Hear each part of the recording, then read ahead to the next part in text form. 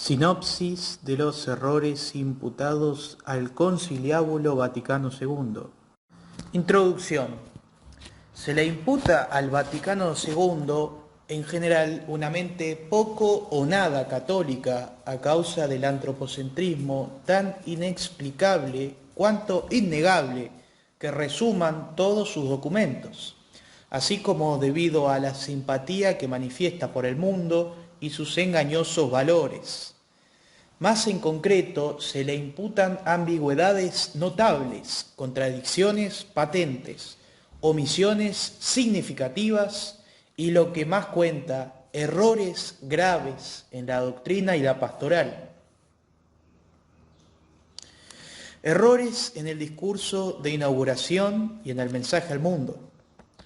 No pretendemos que sea completa nuestra sinopsis de los errores imputados al Vaticano II. Con todo y eso, creemos haber identificado un número suficiente de errores importantes, comenzando por los contenidos en el discurso de inauguración y en el mensaje del Concilio al Mundo del 20 de octubre de 1962. Se trata de textos que, aunque no pertenecían formalmente al concilio, lo encaminaron, sin embargo, en el sentido querido por el ala progresista, esto es, por los innovadores neomodernistas. Discurso de inauguración. El célebre discurso de inauguración de Juan XXIII contiene errores doctrinales verdaderos y propios, además de diversas profecías desmentidas ruidosamente por los hechos. Dice Juan XXIII: en el presente orden de cosas, en el cual parece apreciarse un orden nuevo de relaciones humanas, es preciso reconocer los arcanos designios de la providencia divina. Primer error, una concepción mutilada del magisterio. Radica en la increíble afirmación repetida por Pablo VI en el discurso de inauguración de la segunda sesión del concilio, el 29 de septiembre de 1963, según la cual la Santa Iglesia renuncia a condenar los errores. Dice allí: siempre se opuso la Iglesia a estos errores, las opiniones falsas de los hombres. Frecuentemente los condenó con la mayor severidad. En nuestro tiempo, sin embargo, la esposa de Cristo prefiere usar de la medicina de la misericordia más que de la severidad. Piensa que hay que remediar a los necesitados mostrándoles la validez de su doctrina sagrada más que condenándolos. El antipapa Juan XXIII negaba así los deberes propios del Papa para defender el depósito de la fe y ayudar a las almas, condenando los errores que acechaban su salvación eterna. En efecto, la condena del error es esencial para la preservación del depósito de la fe, lo cual constituye el primer deber del pontífice, dado que confirma a fortiori la doctrina sana, demostrando su eficacia con una aplicación puntual. Además, la condena del error es necesaria desde el punto de vista pastoral, porque sostiene a los fieles, tanto a los cultos como a los menos cultos, con la autoridad inigualable del magisterio, de la cual pueden revestirse para defenderse del error, cuya lógica es siempre más astuta y más sutil que ellos. No solo eso, la condena del error puede inducir a reflexionar al que yerra, poniéndolo frente a la verdadera sustancia de su pensamiento.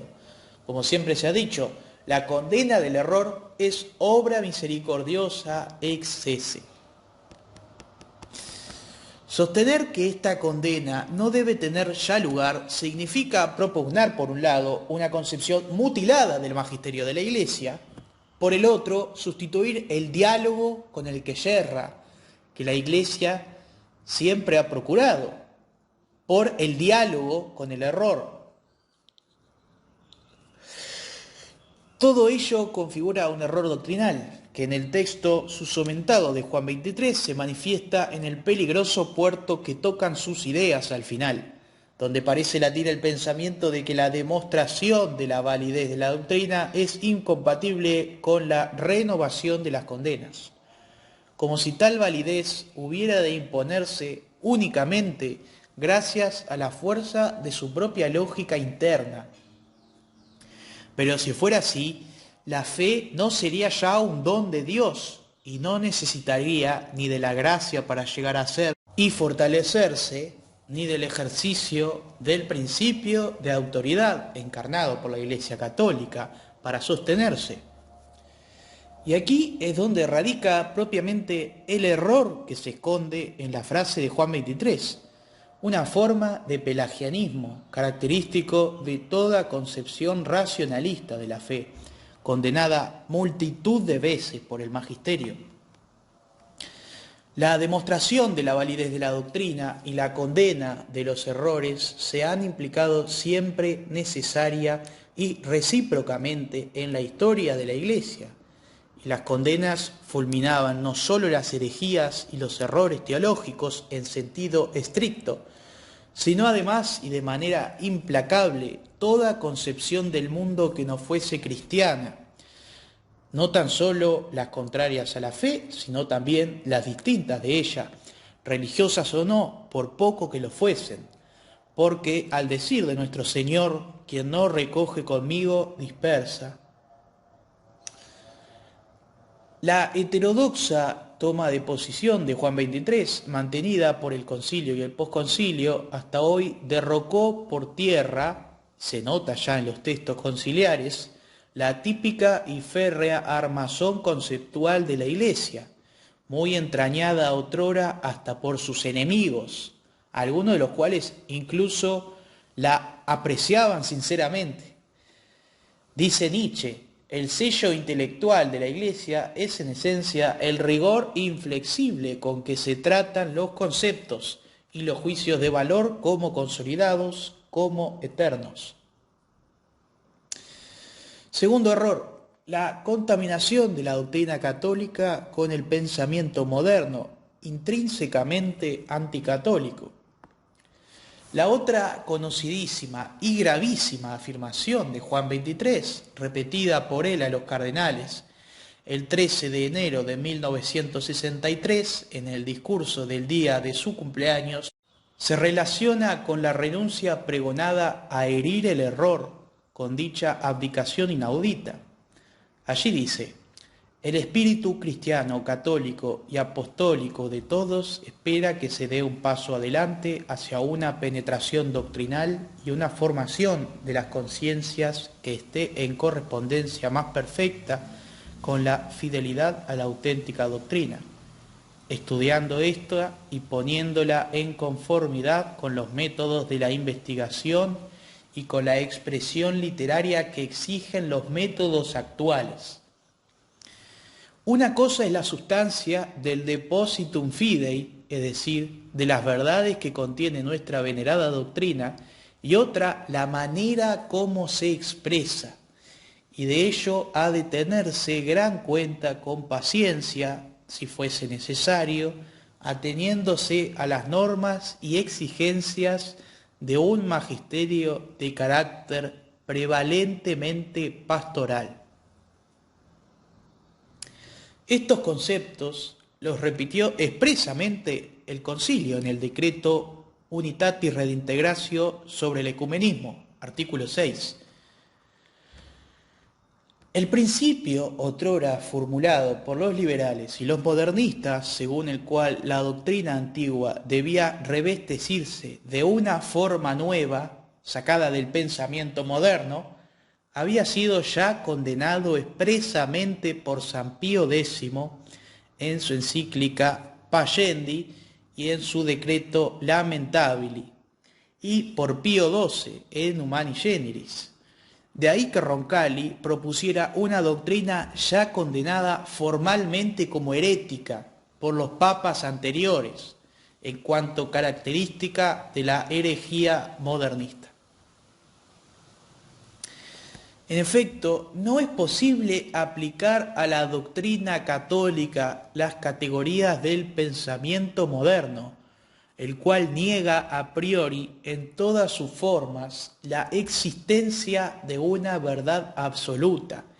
y para el cual todo es relativo al hombre, único valor absoluto que reconoce, al que diviniza en todas sus manifestaciones, desde el instinto a la conciencia de sí.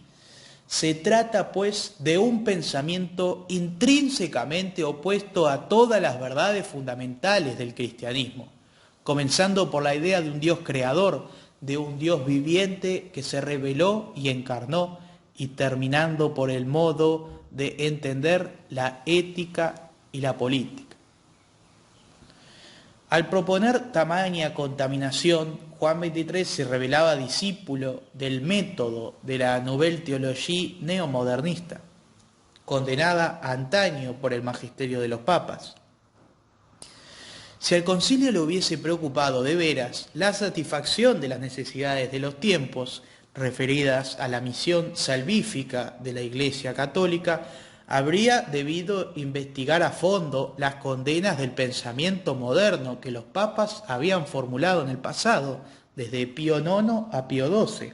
en lugar de encarecer que la doctrina auténtica y antigua se estudiara y expresara en función del dicho pensamiento moderno.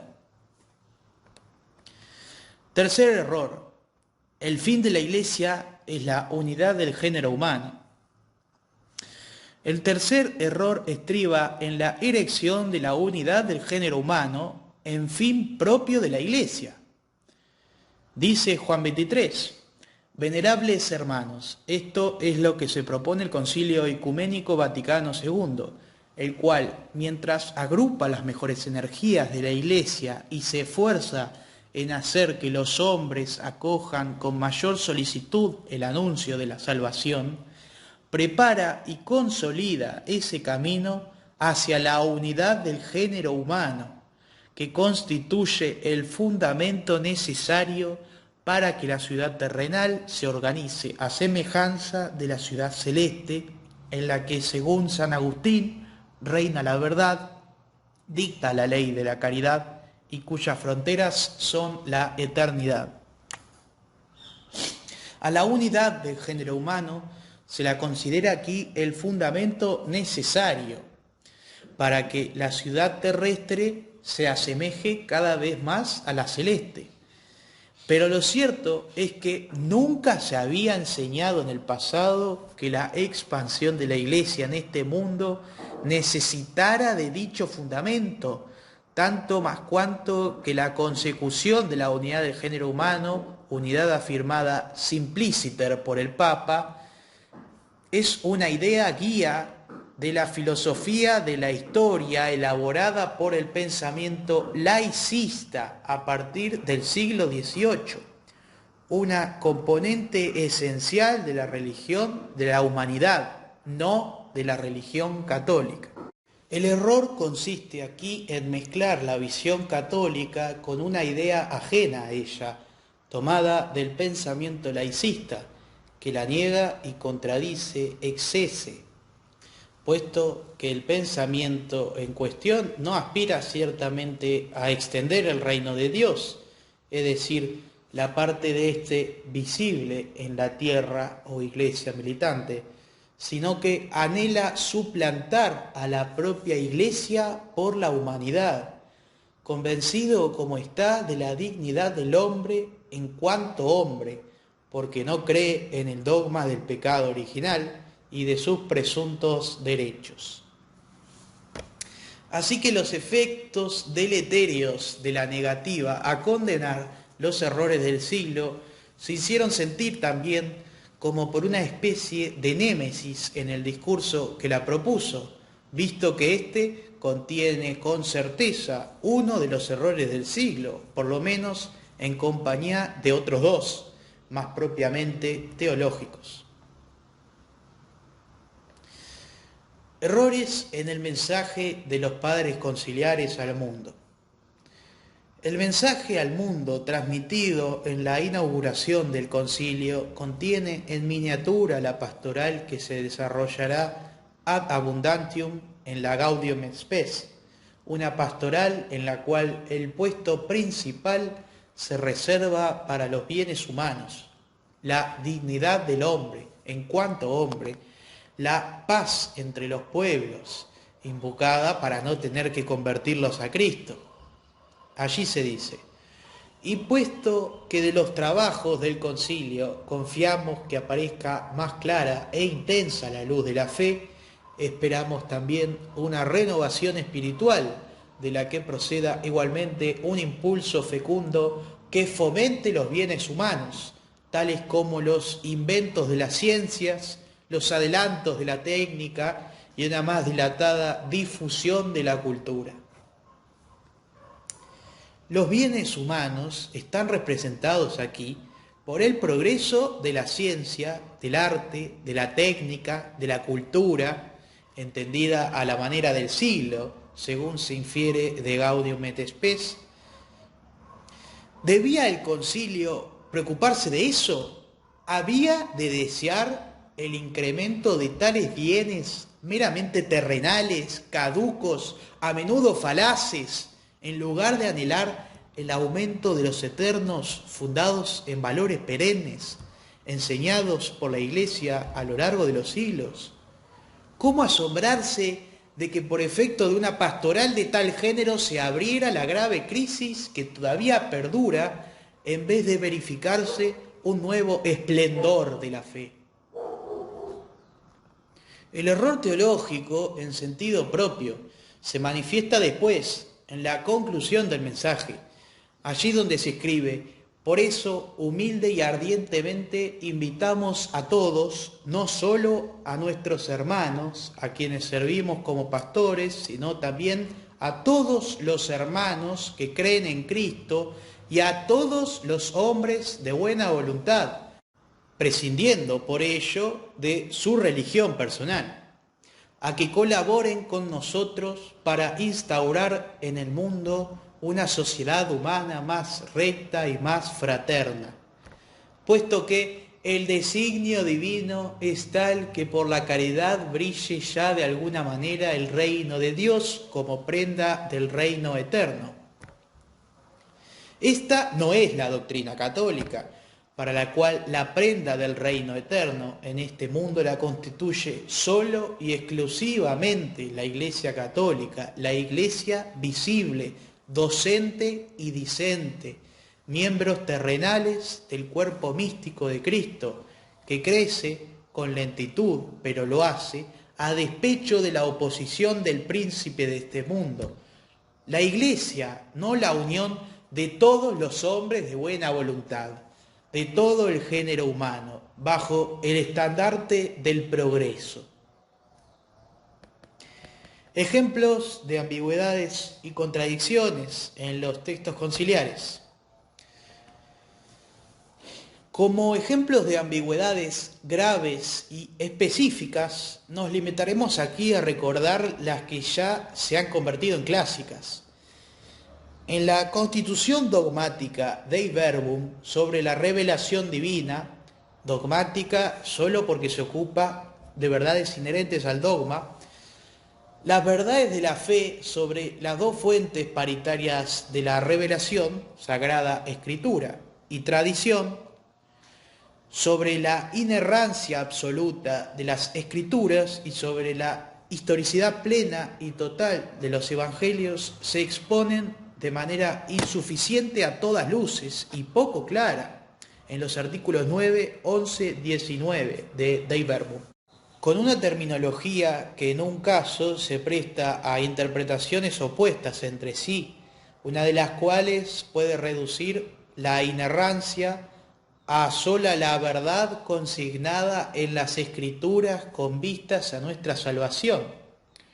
lo que equivale a profesar una herejía, en resumidas cuentas, porque la inerrancia absoluta de la Sagrada Escritura, inclusive también la de los enunciados sobre los hechos que contiene, es una verdad de fe mantenida y enseñada siempre por la Iglesia. A título de ejemplo de contradicción patente, recordemos el artículo 2 del decreto Perfecte Caritatis sobre la renovación de la vida religiosa, donde se dice que la renovación adecuada de la vida religiosa abarca a un tiempo, por una parte,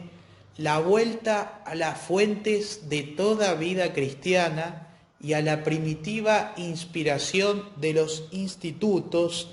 y por otra, una adaptación de los mismos a las diversas condiciones de los tiempos.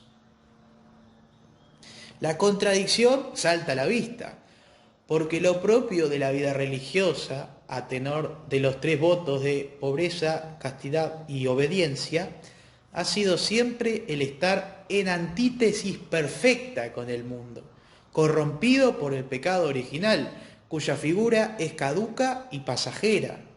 ¿Cómo es posible entonces que la vuelta a las fuentes, a la primitiva inspiración de los institutos, se verifique justamente con su adaptación a las diversas condiciones de los tiempos? O por mejor decir, mediante dicha adaptación. La adaptación a tales condiciones, que son hoy las del mundo moderno secularizado, de cultura laicista, impide de suyo la vuelta a las fuentes. Otro ejemplo de contradicción, en el artículo 79 de la Gaudium et Spes se admite el derecho de los gobiernos a la legítima defensa para defenderse con justicia. Ut populi justi defendatur, lo cual parece sustancialmente conforme con la enseñanza tradicional de la Iglesia, que ha admitido siempre, a la hora de defenderse contra un ataque externo que interno, un tipo de guerra justa, conforme con los principios del derecho natural. No obstante, el artículo 82 de la misma Gaudium et Spes contiene asimismo una prohibición absoluta de la guerra, de velo omnio interdicendo, y por ende de todo tipo de guerra, sin exceptuar expresamente la guerra defensiva, justificada 3 artículos más arriba, que por ello viene permitida y condenada a la vez por el concilio. Un ejemplo más. También nos parece evidente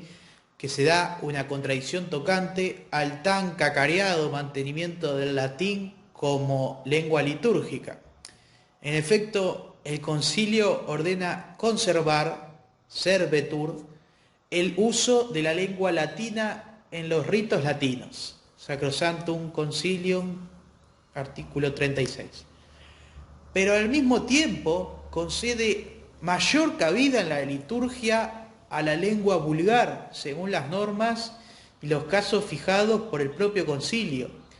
Pero las normas de carácter general establecidas por el concilio atribuyen a las conferencias episcopales, en virtud de la facultad de experimentar nuevas formas litúrgicas, que se les concede una competencia casi ilimitada en relación con la introducción de la lengua vernácula en el culto. Además, abundan los casos en que el concilio autoriza el uso parcial o total de la lengua nacional en la administración de los sacramentos, de los sacramentales y en los ritos particulares, en los ritos bautismales, en los países de misión, en la ordenación de los sacerdotes, en el matrimonio, en los rezos del oficio divino y en la solemne liturgia de la misa. Más que de mantener el uso del latín, el concilio parece haberse preocupado de abrir el mayor número posible de cauces a la lengua vulgar, sentando así las premisas de su victoria definitiva en el posconcilio. Omisiones notables. Entre las omisiones del concilio, limitémonos a recordar las más notables. En el plano dogmático, no se condenan los errores del siglo. Falta el concepto de lo sobrenatural y, correlativamente, toda mención del paraíso. Brilla por su ausencia un tratamiento específico del infierno, al que se menciona tan solo una vez y está de pasada, en Lumen Gentium, artículo 58.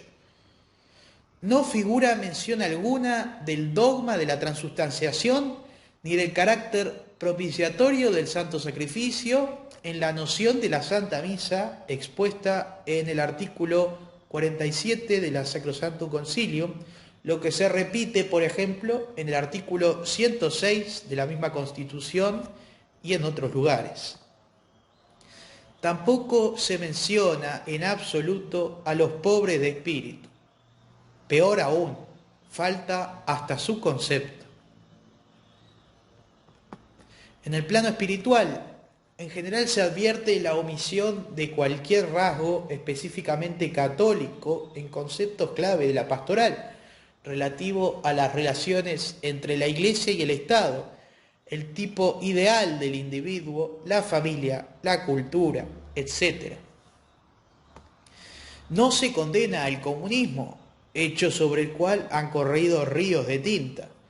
Dicha laguna se echa de ver en el siguiente pasaje de la Gaudium et Spes, que condena genéricamente el totalitarismo, poniéndolo en el mismo plano que la dictadura. Allí se dice: de todas formas es inhumano que la autoridad política caiga en formas totalitarias o en formas dictatoriales que lesionan gravemente los derechos de la persona o de los grupos sociales. Idéntica laguna se nota también en el artículo 79 de la misma Constitución, en la cual se condenan métodos abominables como aquellos con los que metódicamente se extermina a todo un pueblo, raza o minoría étnica, lo cual hay que condenar vehementemente como crimen horrendo. Tales métodos los vio aplicar el siglo XX varias veces, por ejemplo, contra los armenios cristianos, exterminados casi en un 75% por los turcos musulmanes, en los años que precedieron a la Primera Guerra Mundial,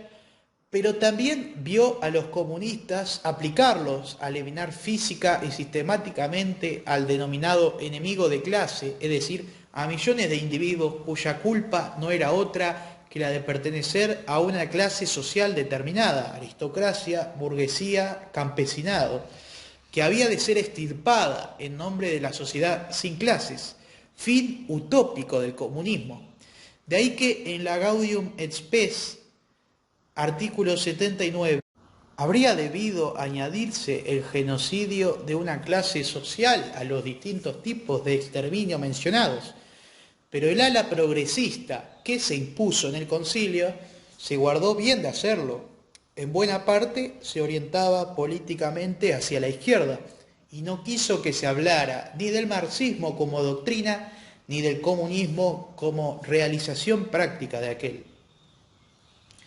La falta de condena de la corrupción de las costumbres, del hedonismo, que ya comenzaba a difundirse en la